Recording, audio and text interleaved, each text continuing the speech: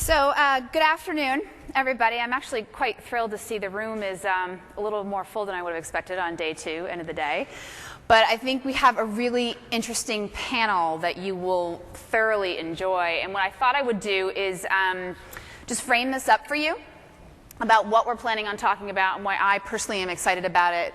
And then we're just going to start the dialogue. So we're going to let this organically take place. If you guys have a lot of questions that you want to ask, we can kind of cut these guys off early and let the audience ask the questions. So today we're going to talk about social commerce. Social networks bring people together, and we know that, and we're seeing more and more of that. And it's to share aspects about their lives and to share aspects about what they like and that they don't like. And tapping into that from a commerce perspective is about rethinking the way we engage socially. So we've got some really interesting people here on the panel that have been doing this for some time. So while the rest of the world is kind of figuring out what social means, whether it's on Facebook or off Facebook, whether it's how you inject social into the experience, these guys have been involved in it and thinking about it for some time.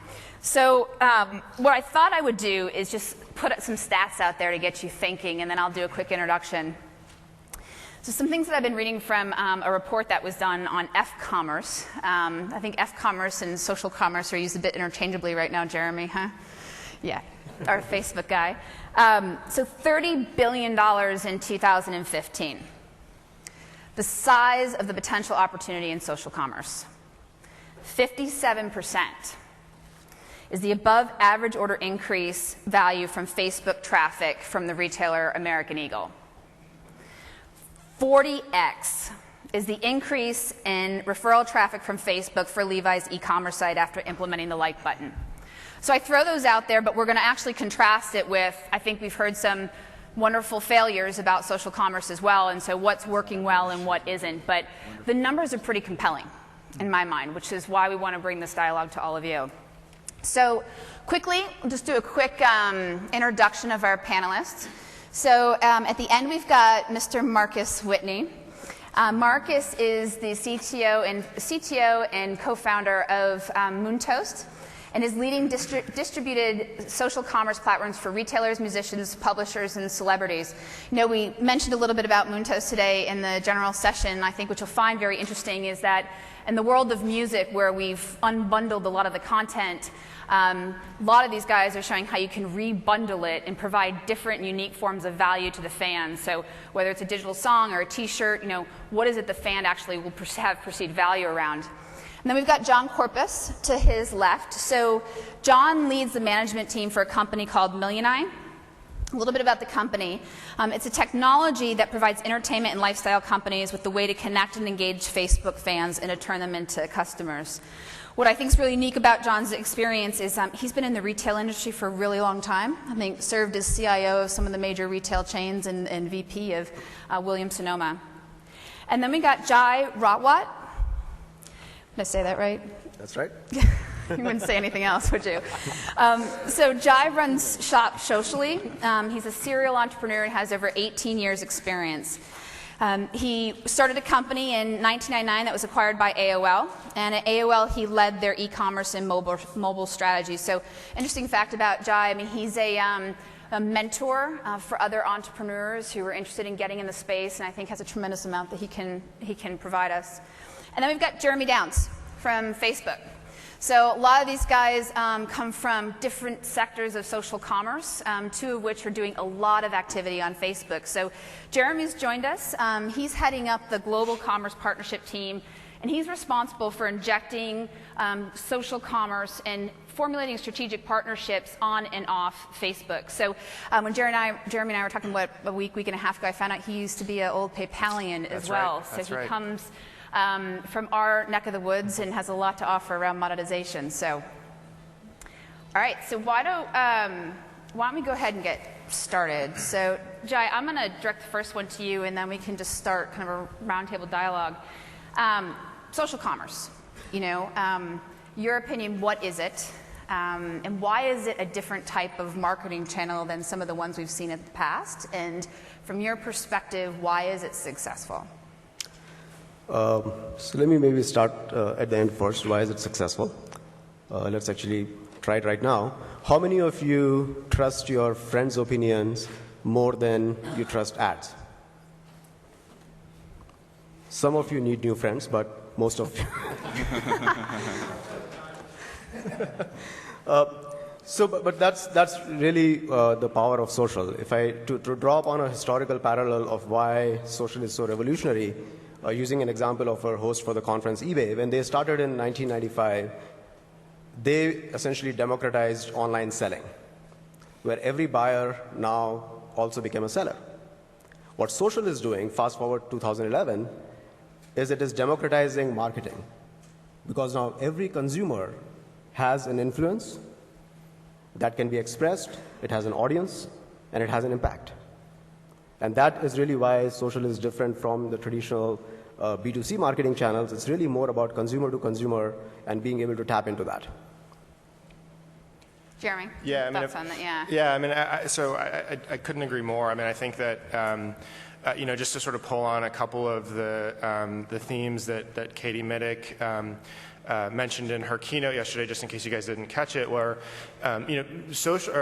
commerce really inherently is a social activity, right? I mean, it's very much so relying on word of mouth marketing and what your friends have to say, and we're coming out of an age, I think, where commerce online at least has done a great job of sort of when I have an intent to buy something, meeting that need. And I think where we're going is where the demand generation and fulfilling that. So I think that's going to really rely on word of mouth and social to fulfill. One of the things that I think I talked to all of you about when we were preparing for this was that social right now, as we know it, may be applicable for some industries and not in others, right? And there's some categories of purchasing that are finding great success and others that are not. So, John, I kind of want to direct this to you. I mean, can you talk a little bit about, from your experience, of what categories are finding a lot of success using social as a medium for engaging in commerce, and maybe which ones haven't? Yeah, I think that what we're finding is that the next evolving industry on the commerce side within social has been the entertainment industry. Several months back in March, we, with Milyoni, in conjunction with Warner Brothers, launched the first video-on-demand pay-per-view movie with The Dark Knight on Facebook, which was extremely very, very viral. We used Facebook credits and was able to increase their fan base as well as increase conversion.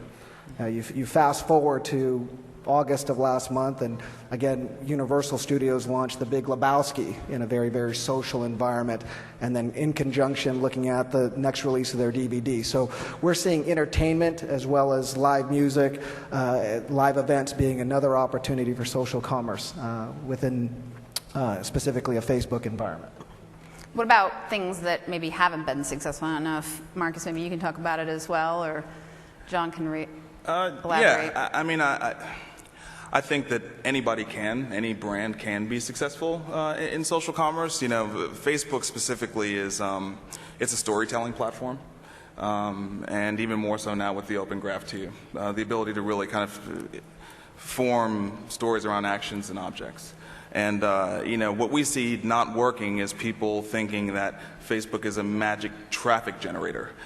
So by placing a tab store that's got a bunch of different products on on your Facebook fan page, you're expecting a bunch of people are just going to navigate there, even if you've got millions of fans, and that doesn't work.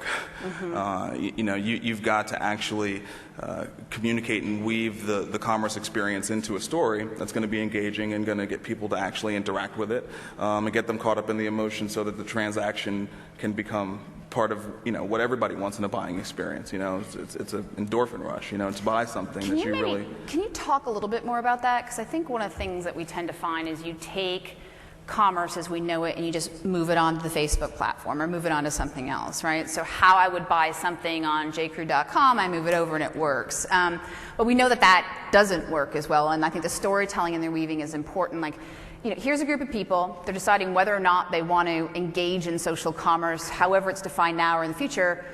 How do they know to embrace it, right? What do they go and do? Yeah, so a couple really clear steps, right? So there's this guy, his name's Paul Marsden. He's got a blog called Social Commerce Today. And he's been covering the space pretty aggressively for a long time. It's pretty early. He wrote a great report called the Social Shopping Psychology. And there are 6 key drivers to social commerce that we've found that when we've applied really with limited kind of differentiation around technology, but just psychologically, the way we present the offer, the way we weave it into the story, that it's very, very effective. And also merchandising, and so it's great. It's not as daunting. So the 6 things are, A is scarcity, and that may be limited availability from a time perspective of the item itself, or limited availability of a deal, or limited quantity. Those type of things inspire urgency. We've also seen popularity and affinity be key just to driving the size of the opportunity. And so, if you've only got 100 or maybe 1,000 fans, you probably need to be spending more time building up your fan base there, as opposed to trying to drive commerce, because you're not ready yet for that. Authority is key. So this is especially true in the entertainment industry. If you're an artist, it's probably not a great idea to have your marketing team from the label doing all of your posting. Your fans like the page because they want to hear from you. They want to be connected to you, your story. And so your marketing page just pushing out advertisements is not going to engage them very well. And then, the last 2 things are consistency. So the half-life of a Facebook post, about 50% of all the engagement happens in the first hour and 20 minutes. Wow. And then, about the rest of it happens inside of 24 hours. So you have to treat it like a campaign. You would never send out one email marketing message and leave it at that, reaction, right? Yeah. I mean, there's always, it's a series of campaigns that you send out. Facebook commerce is exactly the same. You have to send out a series of messages, and it's best to try and weave it into a story and capture the timing and things. And then the final thing is reciprocity, right? Which I think Jai does really, really well, right? Ensuring that what's in it for me, that all of us have, is met with the commerce opportunity. And that may be, what's in it for me may be as simple as, man, this is such a great offer, and I want to be the one to break this offer to my friends, so I'll share it to them. Or it may be something like, hey, if you share it, you will get a coupon or a discount or something like that, right? So if you do those 6 things, and that's relatively low-tech stuff to do all those things, you're going to see a lot of success in social commerce. If you don't do those things, you'll see none. So can you just take a moment and repeat that study or the author of that study for this group? Yeah, Paul Marsden. The website is socialcommercetoday.com. Okay. And then social shopping psychology. If you Google that term, it'll bring up his report. Okay, great. So just let's get some other panelists' reactions to what Mark has shared, and I think Jeremy or you as well. I'd love to maybe challenge that stat a little bit. Like, is that true that within the first hour and 25 minutes is where you get most of your traffic after posting on Facebook? I could I'm chime in. asking you too, because you're the Facebook guy. One of the things we noticed in the entertainment industry that was done, you guys may know of a HBO show called True Blood, to incorporate some of the things that Paul Marsden suggested. They did a post around a shirt for one of the characters on True Blood. And it was a special offer, a unique offer, an exclusive item, limited quantity. And within less than 90 minutes, they sold out of all the items. And so, again, that whole notion of it's got to be unique, it's got to be something special, and you'll sell out in a very, very short period of time. Another example is when they did the DVD release for one of the Harry Potter movies, and again, they did it on Facebook. Again, in less than 24 hours, they sold over 500 copies of that DVD release. And because you're a fan of the Harry Potter series, they wanted to give those fans something unique and something special and something first.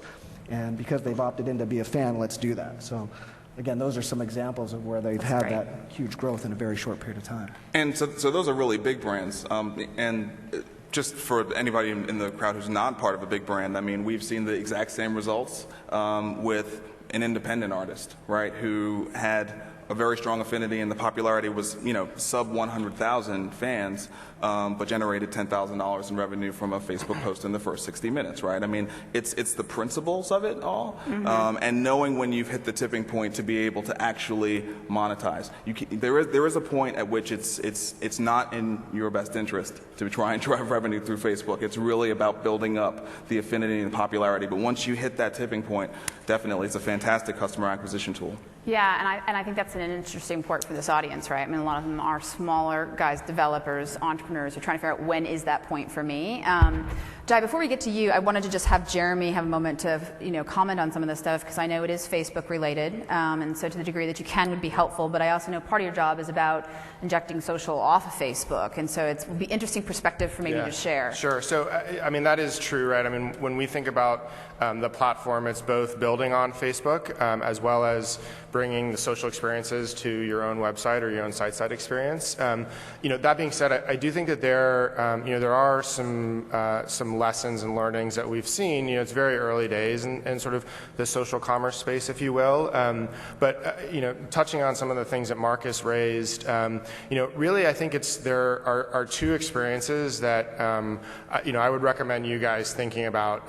One is the ability for you to personalize the experience that a user has within either your shopping experience on Facebook or your own site-side experience as well. Being able to, when a user comes to your storefront, know who they are, who their friends are, what their interests are, and as the open graph grows and there's more signals that a user puts into that about who they are, I think the personalization opportunity is really, really rich. And then the second really is, it sounds simple, but it's one of the key parts of a social experience is the ability for users to share. And one thing that, and a lot of times when people sort of replicate their own site-side experience within the Facebook environment, they don't build in that ability to share. And especially when users are on Facebook, they do have sort of a natural inclination to share more than they may on another website. And so that, I think you guys, to the extent that you're able to layer that in, you can take a ton of learnings around building something, and experimenting, moving fast within, Facebook wall, and bringing those learnings to your own site-side experience. So, personalization and really making sure that sharing is at the forefront, I think, are a couple of things for you guys to think about. Great. Jai, do you want to comment a bit, and maybe kind of your world? I know we're not looking at the platform. Well, got a couple different platforms up here, but how do you look at things, and what's your role in this? Sure. So I think first of all, when we talk about social, to me, social is not new. I think the online is now catching up to the offline world. Humans have always been social, right? Mm-hmm. So we shouldn't really look at social as a new tool that we are trying to use. It's really about understanding the users, their behaviors, their motivations, and as Marcus also pointed out, some of the studies that have been done, and how can you incorporate that into the products. And when Jeremy is talking about sharing, so I would say, most retailers are focused about the first conversion, which is, how can I convert my visitors into buyers? I would say, now start thinking about the second conversion as well. How can I convert my buyers into brand ambassadors, right? And that's really where you start unlocking the power of social. And that's some of the work that we do, but really if you think about it, that's really where you are getting your buyers to now start to talk about your products and your brand to their friends using Facebook and other social channels. And that's typically how you start growing your brand in the business. One of the things that had come up when I was polling for some questions is to ask the question, is this a fad or not, right? I mean, is this here to stay? And I'm still going to ask it, but I get the sense that all of you up there, you're building your businesses on the fact that it's not. But I have to just, Jai, what you said is something that I've thought a lot about, which is, if you go to listen to music or you go to listen or watch a movie, it's always been an inherently social experience, right? And as the internet has come upon us, we're having very different fragment experiences all over the place, and sometimes they are very isolating, and this is kind of a mechanism to bring it back around to what just human nature has always kind of done for us. So you guys clearly don't think it's a fad. Definitely not. I mean, again, as I said, social is not fundamentally changing the user behavior. It is just allowing us to manifest the behavior that we already have as human beings in a different forum, in a different way. So I don't think social itself is a fad. I mean, social is almost like electricity. I mean, it powers everything. You don't look at social as a separate channel or a separate tool. You got to figure out I read somewhere, for example, that the initial web was built around knowledge, and I think now the web is being rebuilt around people, right? And I think that's really what you want to start looking at, and not really looking at it as another that, okay, this is yet another channel, and how can I start leveraging this channel? You really want to think about how can I incorporate social into the entire experience. And that is really the right way to think about it. So I don't think it's a fad. I think it's something that just allows us to express what we've always done in the offline world. And there are some very, very great examples of that. I would say, one of the best examples I've seen is recently I saw Ticketmaster. They've incorporated Facebook into their seating selection chart. So now when you are buying tickets, you can select a seat next to a friend. You can see where your friends are sitting, and you can buy a seat that is next to your friends. Now, this is something that you do in an offline world already. You would call up your friends and see if you're going to a particular show, and you'll try and sit together. Mm-hmm. Now, they brought the same experience in the online world. Is it a fad? Absolutely not. Mm-hmm.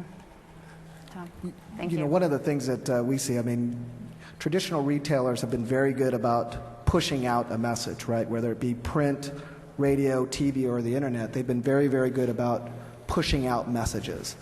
The challenge for them, for any of us, as everyone's talked about social, it really boils down about the conversation.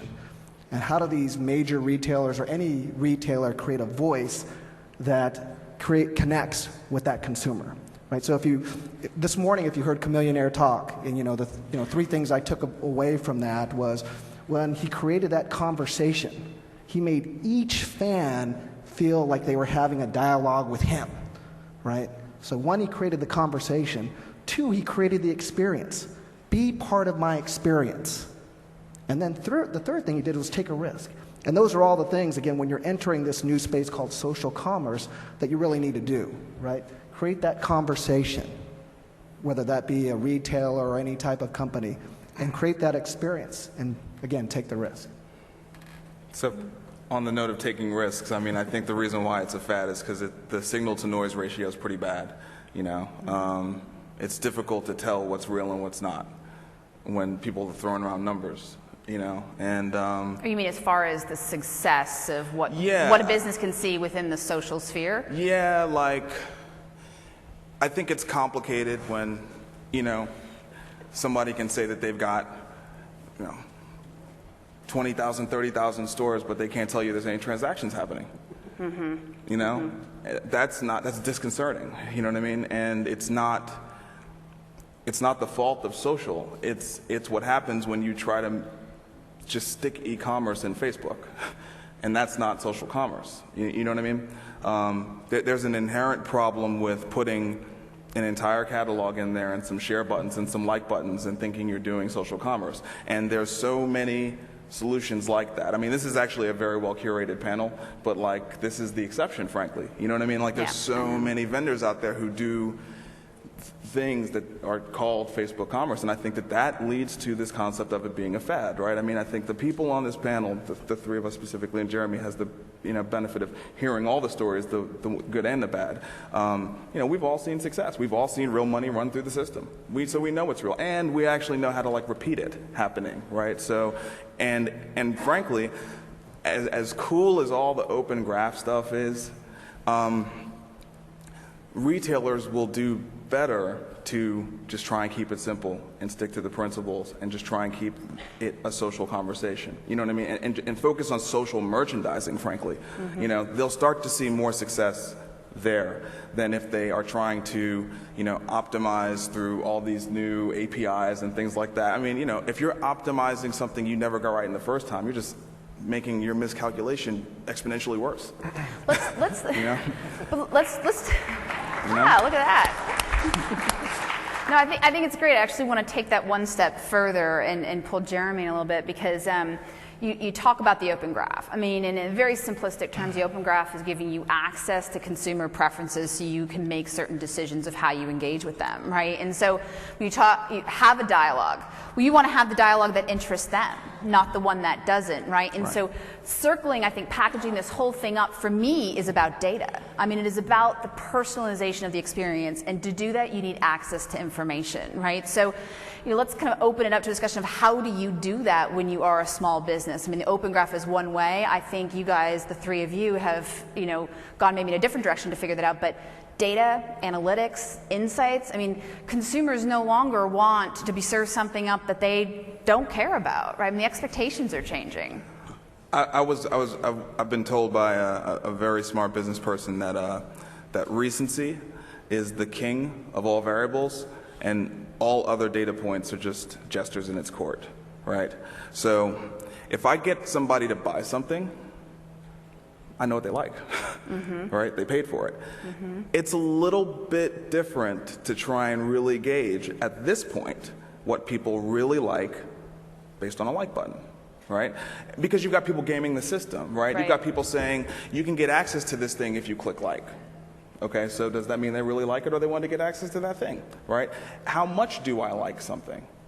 Right now, it's pretty flat. The Open Graph 2 is going to allow you to get some levels of and frankly, look, social games, right? Huge industry, as you brought up earlier, right? Social media marketing has now been the next phase of business to really mature. The buddy medias, right? I mean, it's a very mature, undisputed industry. Social commerce, we're next. There's no question, we're next. But it's going to be about looking back instead of just trying to look forward and create all this new stuff. Look at what they did right.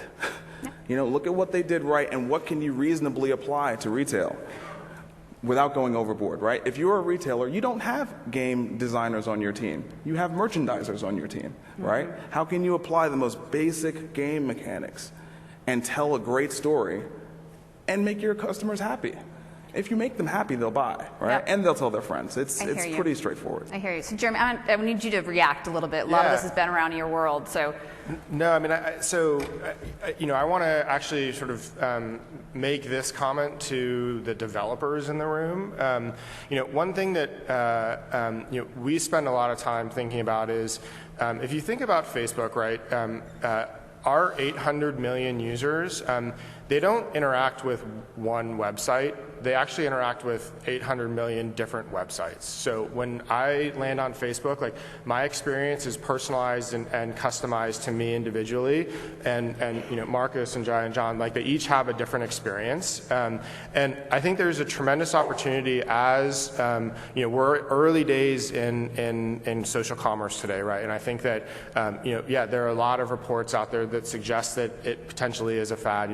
I would challenge that some of those reports haven't really thought about it from a platform perspective, and I think that that's really where you guys as developers can come in and help these sites do the same thing that Facebook has done, where when I land on retailer X's website or an application within Facebook.com, I have a customized experience that is catered to me, and that is built around my friends, built around my interests. And I think that when you're able to deliver that, you'll have the same sort of secret sauce that makes Facebook as addicting as commerce can be when sort of that light is shed on it. So I think that from a developer standpoint, I think there's a tremendous opportunity for someone to really step in and do some interesting stuff there.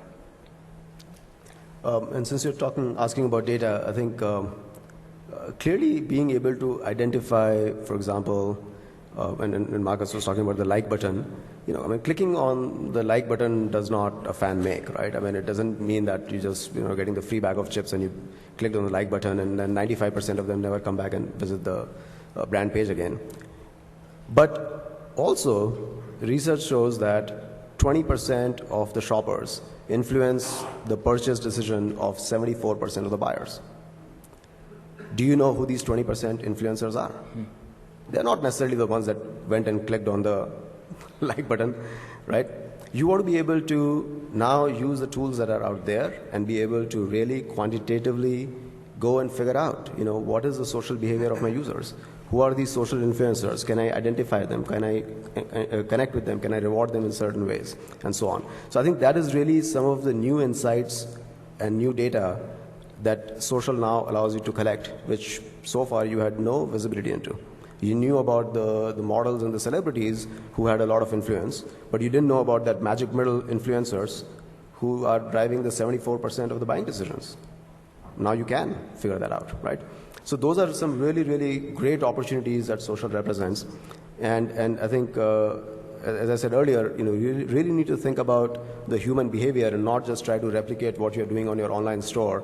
And as Marcus was saying earlier, just opening up a Facebook storefront, etc. I mean, that's not going to do anything for you, right? You really need to think about the human behavior, the human psychology, and figure out what is the people are doing on Facebook. The 50 billion plus minutes that are being spent every month on Facebook are not being spent because people are looking at and visiting the fan pages or the ads. They're looking at their friends' activity stream. They're looking at what their friends are doing. Can you somehow insert yourself in that activity stream? That's really where you start unlocking the power of social. And just a quick sort of add to that, or another homework assignment for you guys, maybe when you all get home, is there's a great deck of slides that a guy actually who used to be at Google, he put it out first when he was at Google. He's now a Facebook employee. His name's Paul Adams, and there's he's he's done a ton of research on sort of social circles and our sort of ability to engage with friends and be influenced by friends. And I think there's actually a lot to learn by taking a look at those slides and sort of the message that's in there. And as sort of a counterpoint to Jai, I mean, there's a picture of Roger Federer, slinging a Mercedes-Benz, right? And I guarantee you that if you go and you ask somebody that has recently bought that car, whether or not they bought it on behalf of, or what Roger Federer had to say, they'd likely tell you no. They would say that either, they'd probably tell you that it makes me look rich and I want to look rich. But if they're honest, maybe they're going to tell you that so-and-so gave a great recommendation, or and it really is actually about their sort of social circle that has driven that purchase. Now, Roger Federer could probably convince me to buy a tennis racket, but I'm not sure if he could convince me to buy a car. And I think that there are some learnings around again, sort of unlocking that word of mouth potential and turning your customers into brand advocates. So guys, any good discussion. I do want to open up for questions because we've got a pretty big room here, and so I'd like to hear what the audience is thinking and give them access to all of you. Any other thoughts you want to leave this group with? Not yet? All right. So why don't we open it up for questions to see what's out there? This is a pretty big room. There's a mic right behind you. Any reaction to Pinterest and where we think that's going? I mean, my wife uses that to shop a lot now. She's looking at what her friends have on their wall, and that's not really a Facebook thing yet, but it's kind of like cool because you can see all the reviews. It's more like straight up review based. Here's what I thought about this product. So you want reactions from the panelists, like what they think about that? Sure. Yeah. How successful do you think that will be? Ratings and reviews. There's a company called Bizarre Voice. They just filed their S1 this year.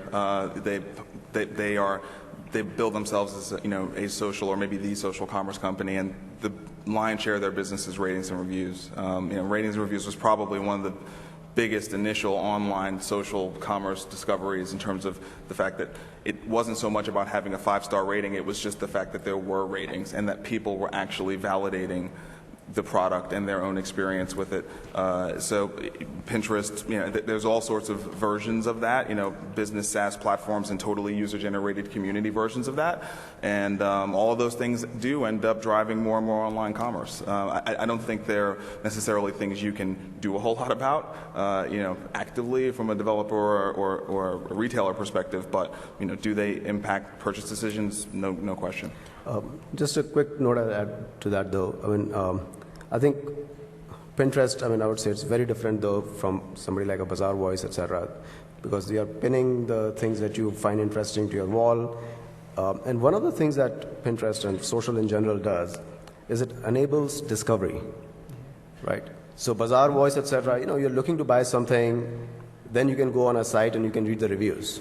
But it doesn't allow you to discover new and interesting things. What Pinterest does a really good job of, and Facebook does a fantastic job of, is to discover new things, new content, new products, what your friends are doing. And in many cases, it was not something that you are proactively looking to buy, but you find out about it through your friends, and then you end up buying that, right? So I think that is really another aspect of social that you need to think about how you can unlock that. And Pinterest actually is a great platform story as well. So actually 3 out of every 4 Pinterest users are also Facebook users. And they are generating a ton of sharing and a ton of stories that now Facebook is Pinterest's #1 source of referral traffic. So there is, I think that's a good sort of model to look at for that personalization, that discovery, and ultimately the referral and sort of ROI that comes out of that. Thank you for that. Go ahead. From a marketing and engagement perspective, so as a business you can have a fan page, or you can have, this is Facebook obviously question, or this app page. And to me, it seems really confusing on kind of what Facebook wants you to do, because you hear from your customers and from other marketing consultants and professionals, put your efforts into the fan page and have this interaction and dialogue with your customers or your clients. And yet that's kind of missing from the app page, but yet you want to drive them to your app and to utilize that so they can then integrate it into their pages. And I'm just curious, kind of what's the direction, what's Facebook's thoughts or feedback on that, on what the best way is to approach that, because it seems to be a huge issue that, for us anyways, that you can't really have that engagement through our app page, yet that's really where we want to drive people, because they can then, I guess, interact better with our product. Yeah, I mean, so I'd actually love to hear some experiences from developers on that. But I mean, I think that I'm not sort of well versed to speak about some of the marketing products that we have. But from a platform perspective, again, I think to the extent that you can start to build in some of the social and some of the sharing components into the application that I think will drive brand awareness, will engage your users' friends around that application. I think that it will have sort of benefits both within the application as well as your page, and I think there are a bunch of really interesting paid marketing solutions, things like sponsored stories, where you're able to take a lot of that activity that's happening both on your page as well as within an application on Facebook, and frankly things that are happening on your domain side, your site side experience, and again leveraging that sort of word of mouth, turn those users into brand advocates. So I do think that they are going to start all coming together, and I think we're again kind of in the early days here, but happy to hear any other thoughts. So one of the things that we have done, for example, is we have created an app for the Facebook fan page for retail customers. And what that app allows them to do is anybody that visits that page, they can see what other people are buying on the retailer site, what they are saying about it. They can filter it and they can see what their friends have bought from that site.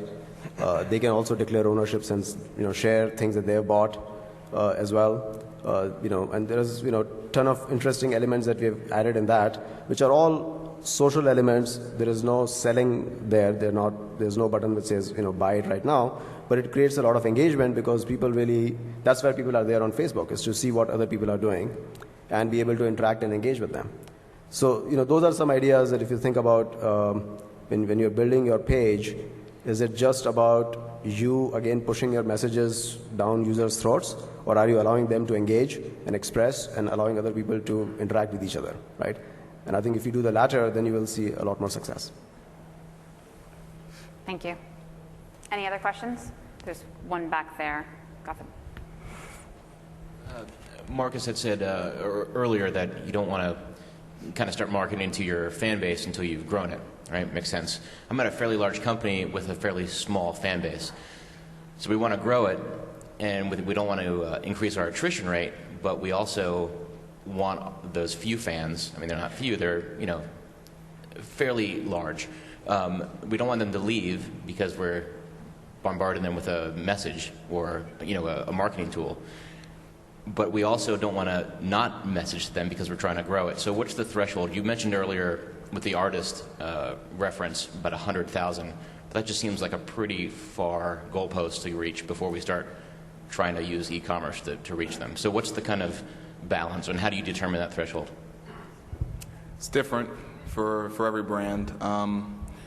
We've seen across the board that there was a study done by Get Satisfaction where they did a poll, and all these polls, who knows, but they did a poll, and the people in the poll, about 1 out of every 2 who were on Facebook and Twitter said that they like or follow that brand.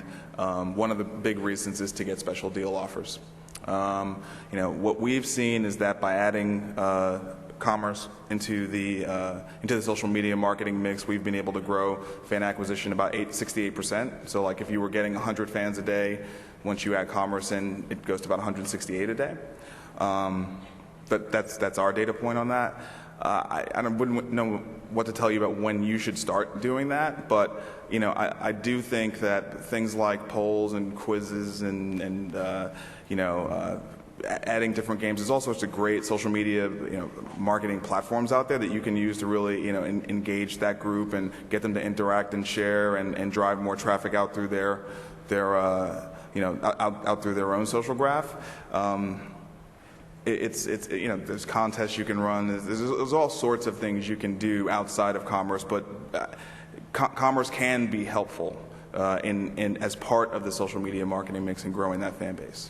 So I think one of the things I was hearing, one of the things that you can take social commerce to be is social giving. So John Elway, who has a big foundation called the Heroes Foundation, did a whole social giving campaign around Memorial Day saying, hey, please donate to my cause, and it goes to, fallen soldiers, fallen policemen, firemen, and teachers. Mm-hmm. And so doing that whole social giving, which was in essence social commerce, increased his fan base by 20%, right? So there are different techniques outside of polls and surveys that encapsulate social commerce, but take a different spin on it, like social giving. And I was just going to comment on that before, is that what I was hearing you saying too is you don't want to push messaging because you don't want to turn them off. I mean, they're already fans. So how do you grow it by engaging them and then engaging more? And I think the social examples, the social change example, the philanthropic one's a great one, right? Figure out how to have that dialogue and then start the media and the marketing messaging. So sorry, Jack. No, I was just saying that also I think what the view that you're taking, pardon me for saying this, but I think it's a bit narrow-sighted. Don't think about that you just got 100 fans. Think about these 100 fans have 200 friends each. How can you reach out to those 20,000 people? Right? That's really the true power of your fans. If they are truly your fans, see how you can engage them to reach out to their friends. Then you are really, again, unlocking the power of social, because otherwise you are still thinking about your traditional marketing, B2C marketing. I got a mailing list of 100 people and how can I market to them? Right? But then you're missing out on this huge opportunity, which is the networking opportunity through which you can really reach out to a much larger audience. So start thinking about that. Even a small number of fans can really help you reach out to a much larger audience. So we have time for another question or two. I don't know who's doing time tracking here. 2? Okay, this gentleman with his hand highly reached right there in the blue shirt. Then I know we have a couple down here on the floor that we'll try to get to. Cool, my question's for Jeremy. Product social sharing at the moment relies a lot on serendipitous discovery. So am I on Facebook when the post comes through? As Facebook collects more and more data, it makes sense for them to increase their search functionality. Is that on the plans with Facebook? And if so, when? Yeah, I think that, you're spot on in the sense that there, a lot of data is flowing through the graph and people's news feeds today, and that's only going to increase. I think, again, just to sort of bring back the point to some of the paid marketing solutions, there are ways to bring some recency back to stories that you may have missed if you weren't on Facebook at that very minute. But I think we will. Search is one way. There are a bunch of different ways that we will look to continue to bring relevant content to users. As sort of their friends are sharing it. Both through things like timeline and things that graph rank and the way that the algorithm works on the news feed. So yeah, there is a lot of effort to try and surface that content better. So I think there was a question over here in the orange beanbag. So I just wanted to, you had mentioned about the push marketing versus sort of the engagement marketing. And a lot of the metrics and things like that around that are, how do you measure A/B test this versus this in a push marketing? What does that social engagement testing look like? What are the metrics that drive that so you can see whether you're being successful or not? If you are a developer, you have access to developers to help you. FQL and the Insights API can give you great insight into every single post that you put out and the interaction against that post, likes, comments, shares, etc. So there's a lot of data that Facebook provides that you can get and you can measure, whether or not it's, and then ultimately, if it's growing your fan base, and so there's a ton of data that you can get there through the system. Do we need? Okay, I'm getting the cut it off. We need to wrap sign.